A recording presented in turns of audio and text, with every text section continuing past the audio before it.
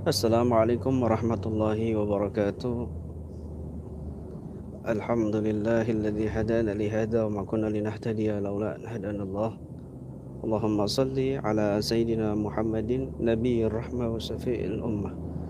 Muballighin nubuwah wa risalah wa ja'alna wa ashabar ruqyah wa da'wah marzuqina bisihhati wassalam wa sa'adati war rabitah fid dini wad dunya wal akhirah wa ala alihi wa sahbihi wa sallim. Rabbi israh li sadri wa yassir li amri wahlul 'uqdatam min lisani yafqahu qawli. Rabbana afriq alaina sabran wa tawaffana muslimin. Amma ba'd. Hadratul kurama al-ajila al-fudala, yang saya hormati para tokoh masyarakat, para alim ulama, para sesepuh dari semua kalangan ya, yang mensubscribe video ini, channel ini, ataupun yang tidak mensubscribe, dan semua para pecinta Ruqyah Aswajah official dimanapun Anda berada, dan juga keluarga besar Ruqyah Aswajah ya, keluarga besar Ruqyah Ahlussunnah wal Jamaah yang dirahmati Allah Subhanahu wa taala. Alhamdulillah, perjalanan kami beberapa hari ini ya, ada jadwal di Surabaya, kemudian jadwal di Pasuruan, dan juga jadwal di Mojokerto. Kemudian di Pasuruan kami memang setiap bulan sowan ke guru kami ya, Al-Habib Taufik bin Abdul Qadir As-Segaf. Alhamdulillah ketemu dengan beliau dan bahkan diajak oleh beliau ke hal Al-Habib Abdul Qadir bin Ahmad As-Segaf, Wali Kutub Jeddah Pasuruan. Kemudian juga diperhatikan oleh beliau dengan baik, dengan luar biasa penghormatan, padahal kami hanya murid, tetapi sudah dianggap seolah-olah anak, seolah-olah sahabat luar biasa, ta'zim dan khususnya tawaduknya beliau kepada murid-muridnya. Kemudian tanpa sengaja ada seorang ya, yang menghubungi saya untuk bertemu ya, dari kalangan habaib, dan juga beliau membawa seorang sahabat yang dulunya pernah dikecewakan oleh salah satu oknum Gus ya. Setelah itu kebetulan kami ke Mojokerto, dan di Mojokerto ini ada sahabat ya, yang memang mau konsultasi sama saya soal masalah tanah, yang kebetulan tanah itu dijaga oleh bapaknya Ebi, atau bapaknya dalam kurung ya, alias Kirebo. Ya, Kirebo. Akhirnya Kirebo ini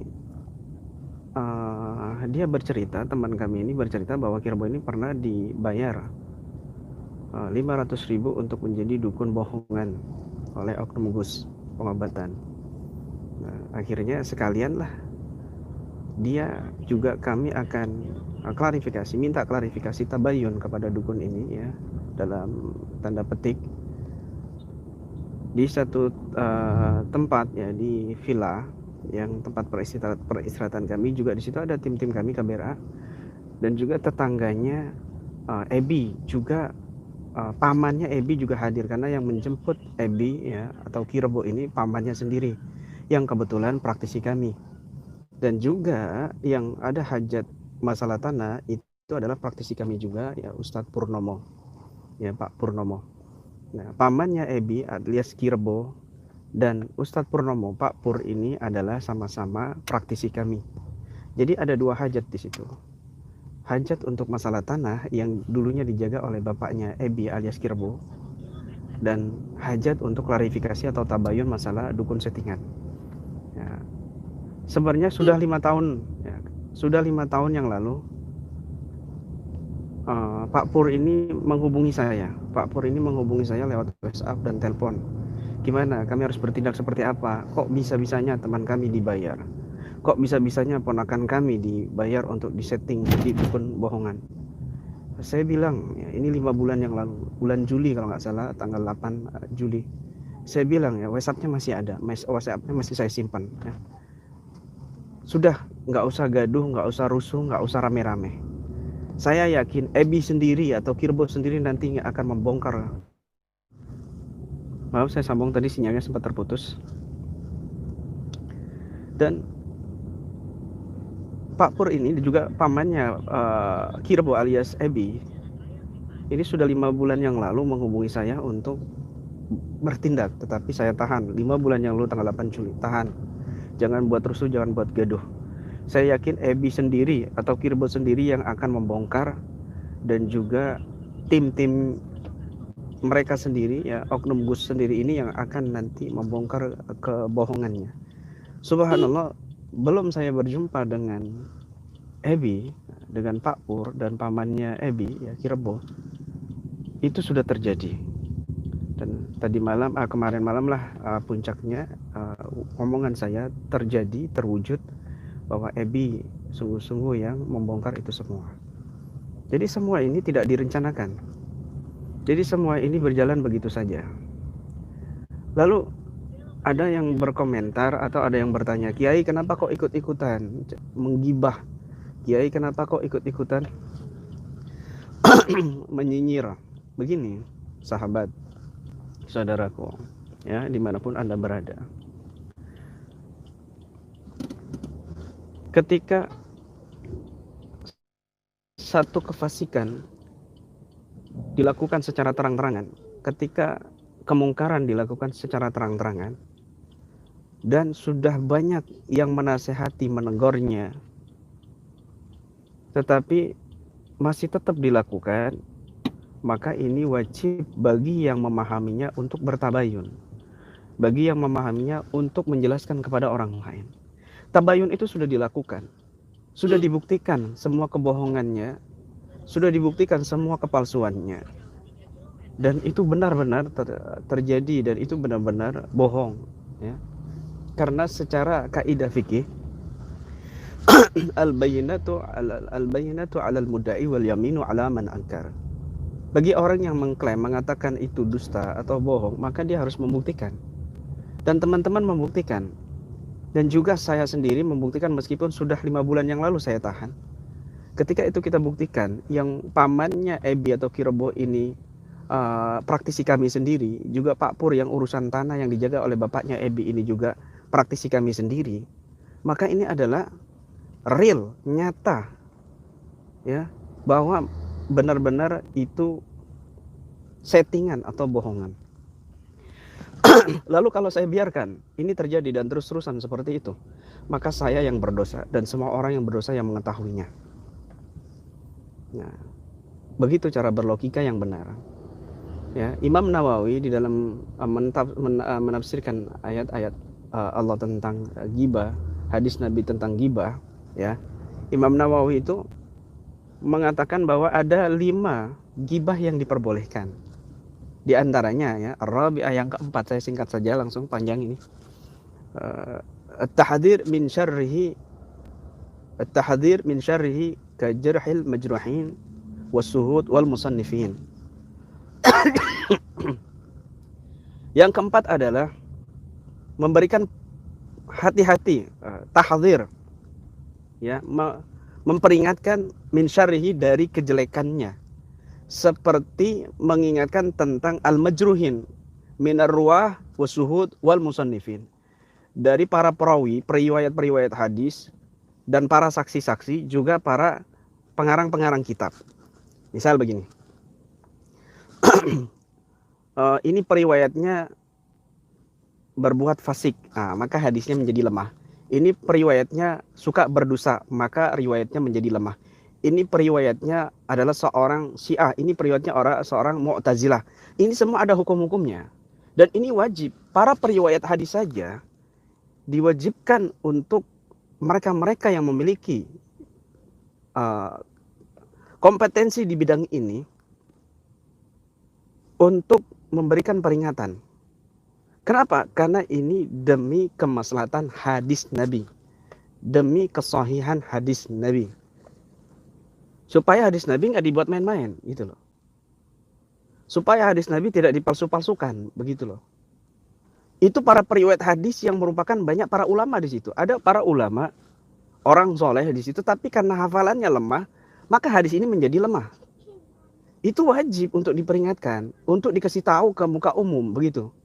Bukan langsung tabayun begini, enggak.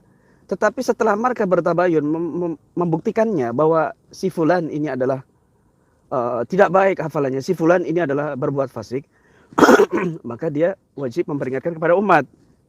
Ya, at-tahdhir min syarrihi, ya, memperingatkan kepada umat dari kepada kejelekannya. Ya, saya ajak kamu berlogika.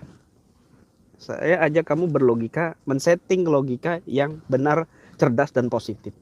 Saya ajarkan kamu cara men-setting berlogika yang benar, cerdas dan positif.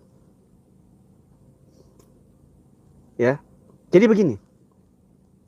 Ketika ada jari kamu sakit, misalnya begini. Bukan kamu biarkan. Oh, biarkan. Jangan ikut-ikutan. Tapi kamu obati. Kamu obati itu jari kamu yang sakit. Ya, ketika ada teman kamu yang sakit, yang bermasalah, kamu nasehatin baik-baik, gitu. Kamu nasehatin baik-baik. Tetapi kalau sampai parah dan dokter mengatakan harus diamputasi, maka kamu harus mengamputasi itu jari daripada menjalar ke tubuh yang lainnya. Oh, jangan, biarkan menjalar, jangan ikut-ikutan. Akhirnya mati semua orang. Akhirnya kena semua orang, ditipu. Begitu. Ya. Kemudian yang kelima, boleh kita bergibah kepada siapa? Alal mujahir bifiskihi wa bid'atihi. Dengarkan baik-baik. Imam Nawawi mengatakan boleh kita menggibah. Ya, menggibah. Sekali lagi, 5 hal diperbolehkan kita menggibah. Ya, 5 hal dibolehkan kita menggibah. Ini bagi orang yang cerdas akalnya, pikirannya, apa itu gibah? Ya, pelajari dengan baik.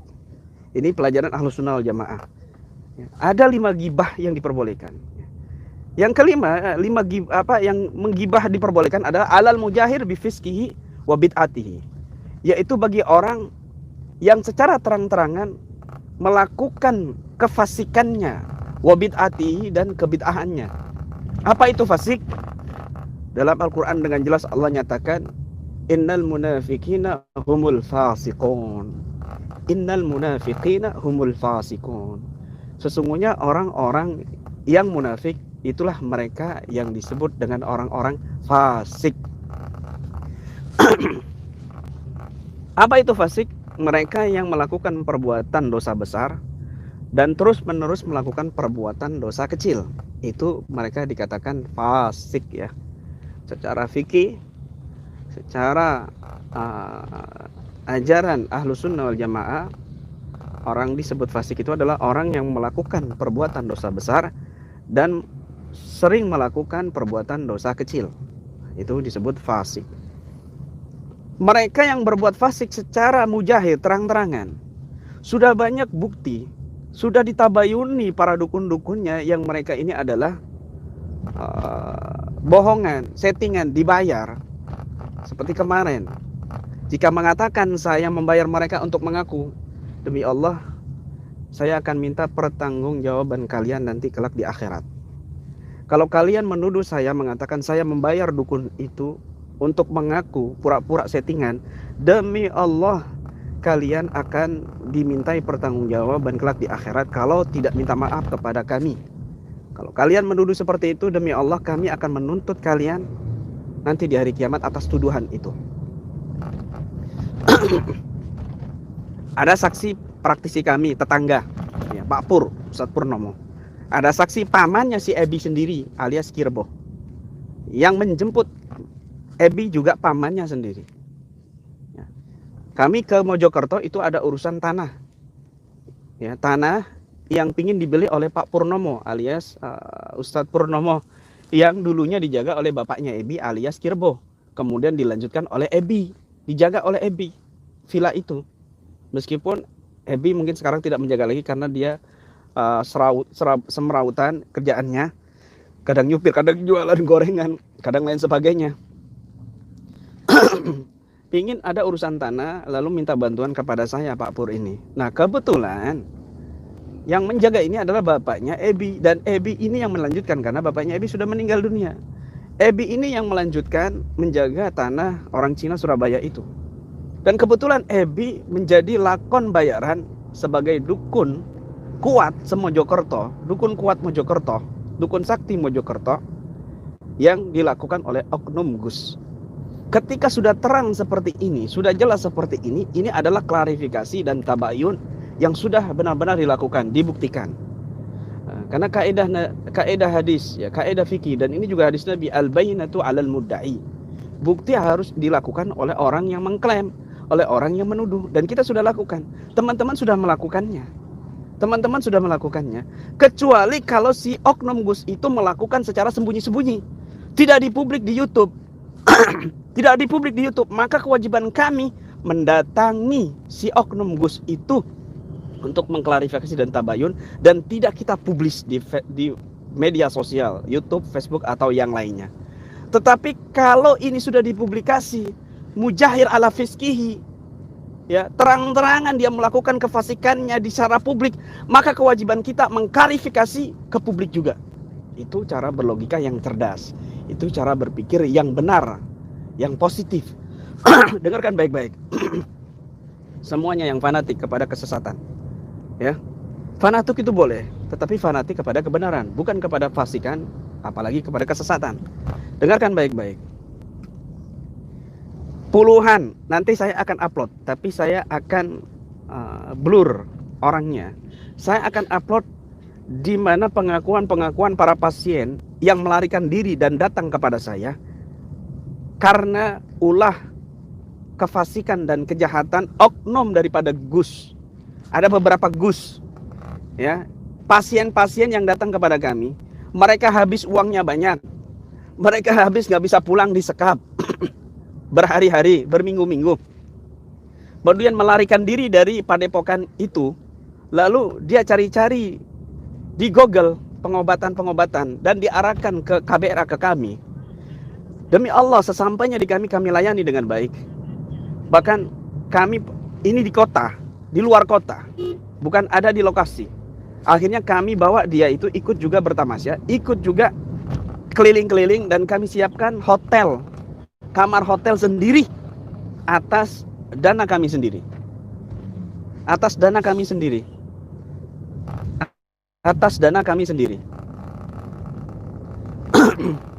Lalu kemudian nggak punya uang sepeser pun. Kami bayarkan tiket untuk mobil. Kami bayarkan uang, ya, kami kasih uang untuk makan. Mereka para pasien, ada yang habis 33 juta, ada yang habis 13 juta, dan lain sebagainya. Para pasien setelah uangnya dirampas, dihabiskan oleh mereka oknum-oknum dengan berbagai macam alasan untuk bayar pengobatan yang dilakukan para santrinya, nggak dilakukan oleh oknum Gus-Gus ini, tapi para santrinya, tetapi sudah habis uang jutaan. Kemudian sesampainya di kami, malah kami yang menggantikan uang para pasien korban ini. Coba berpikirlah yang logis. Kalau seandainya kami tidak memperingatkan secara publik, maka banyak pasien-pasien juga yang akan tertipu, bahkan yang akan dijahati, yang akan diasusilai, yang akan dilakukan perbuatan fujur dan fasik. Na'udzubillah min dzalik. Kenapa kok saya berkecimpung? Karena saya juga di dalam pengobatan bidang ini. Kenapa kok saya ikut-ikutan? Karena saya juga di bidang pengobatan, di dalam ruqyah, subuh, dan juga hikmah. Kalau mereka mengatakan saya nyinyir, ghibah, berarti otak Anda, akal Anda ini perlu disetting, ya, perlu dioperasi, atau bahkan mungkin perlu diamputasi.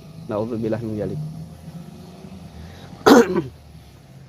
Jadi tolong dipahami, ya, tolong dipahami benar-benar, ya. Kalau seandainya dia melakukan, ya, adegan kebohongan, adegan penipuan, dukun palsu, itu nggak dipublikkan di YouTube atau di Facebook, sekitar mereka saja warga yang menonton, silakan datangi. Tetapi kalau sudah di-share, dipublikasi, mujahir terang-terangan, kata Imam Nawawi, maka kita juga wajib mentahdirnya secara mujahir. Dan itu yang dilakukan mujahir saja, terang-terangan saja. Adapun lainnya, dia selingkuh misalnya, dia berzina misalnya, maka kami tidak ikut-ikutan. karena itu butuh proses yang berat, yang panjang.